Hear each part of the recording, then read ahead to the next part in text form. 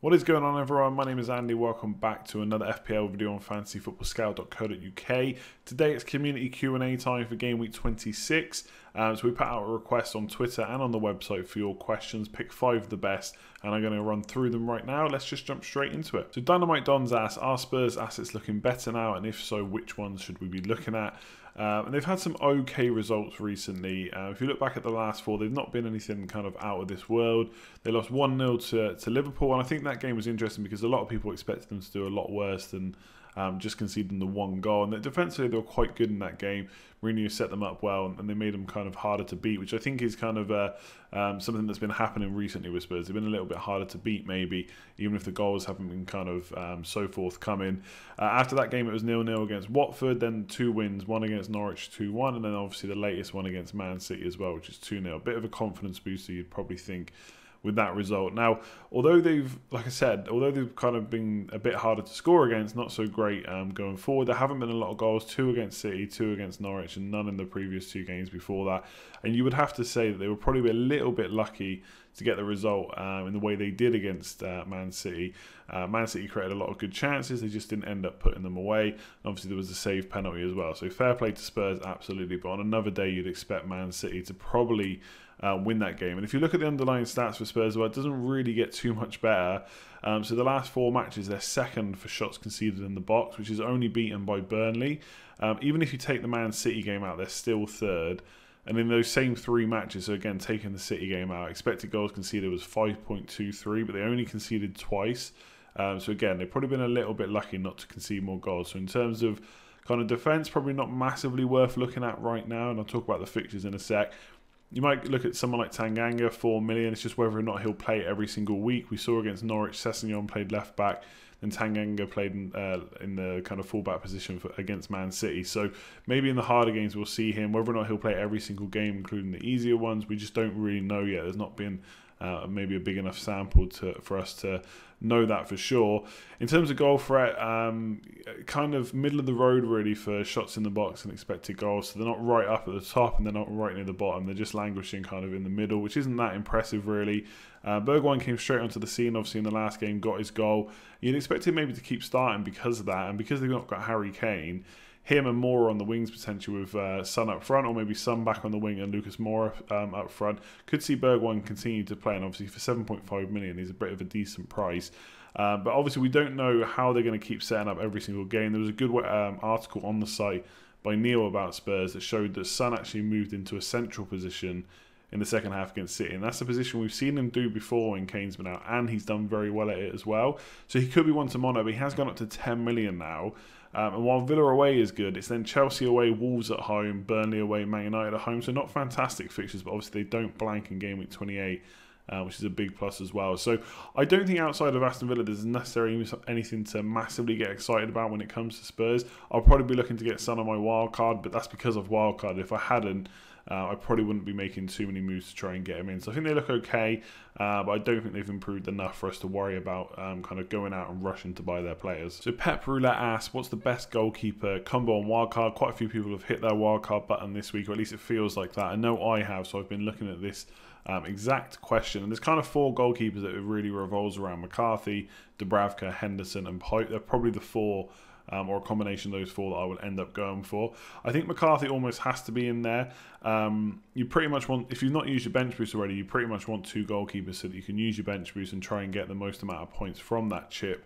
And obviously McCarthy, not only does he have good fixtures, but he's also only 4.4 million. And if you got him in before that, maybe you even got him for 4.3 million. So on wildcard, you probably want to save money in as many places as possible, especially when it doesn't kind of necessarily affect the amount of points you can get. So goalkeeper-wise, yes, you could spend like 5.5 million on a keeper, but the increase in points is probably not as great as spending that extra kind of million, 0.5 million, whatever it might be, elsewhere on your team. So I think McCarthy almost is in there as a dead cert for me. And also they've got great fixtures, especially if you're looking to bench boost in game week 27 and 29. If you are wildcarding this early, that is an option. So McCarthy for me is definitely there. It's just really who gets paired with him. So Henderson looks great. Lots of clean sheets for Sheffield United, as you know. They've been defensively sound all season. He can't play in game week 28 or game week 31. It's not necessarily a huge issue, although McCarthy's fixtures don't cover him that well. It's West Ham away in game week 28 and Arsenal at home in game week 31. So not the perfect fixtures, but not completely awful either.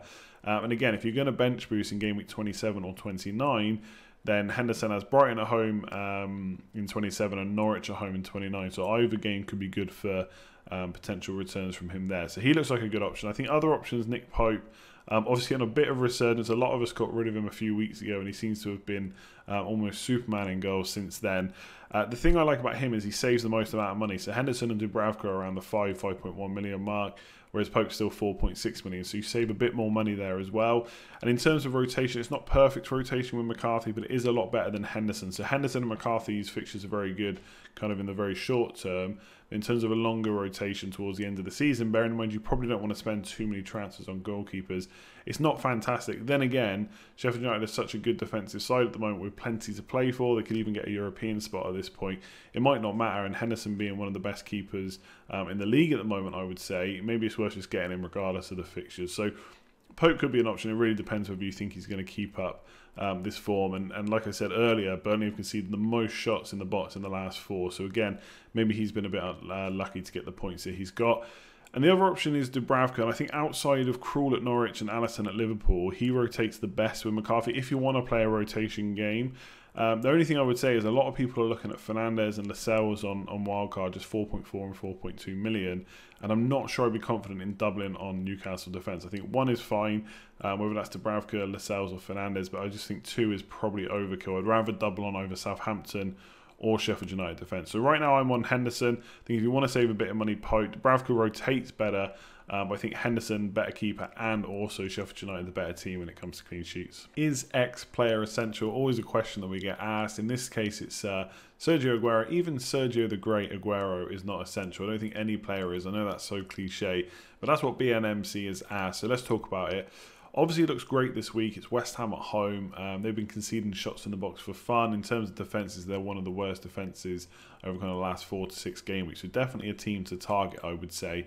And Aguero himself has looked impressive, even the kind of eye test, obviously, but stats-wise, his expected goal involvement is exactly the same as Salah over the last 4 weeks, which is pretty impressive, I would say. In terms of penalties, you'd imagine he'll probably get the next one, given that Gundogan missed the last one against Spurs. But Pep has said it's kind of between those two for who takes it, and they have to decide between themselves. So we'll see. I think Sergio Aguero's got a pretty good record, if not maybe perfect, like getting nearly 95, 100% goal from his penalties, but it's pretty good. So I don't really see why they keep messing around too much, but we'll see what happens with the next one. You probably can't rely on it, but hopefully he would get the next one. Obviously, whether or not he's going to play the next game week, I just think there's such a rest after this game that he probably will, but we don't know for certain. Obviously, Sterling missed out, so it could be Jesus and Aguero, but we'll have to wait and see. But my money would be on Aguero starting for the next game.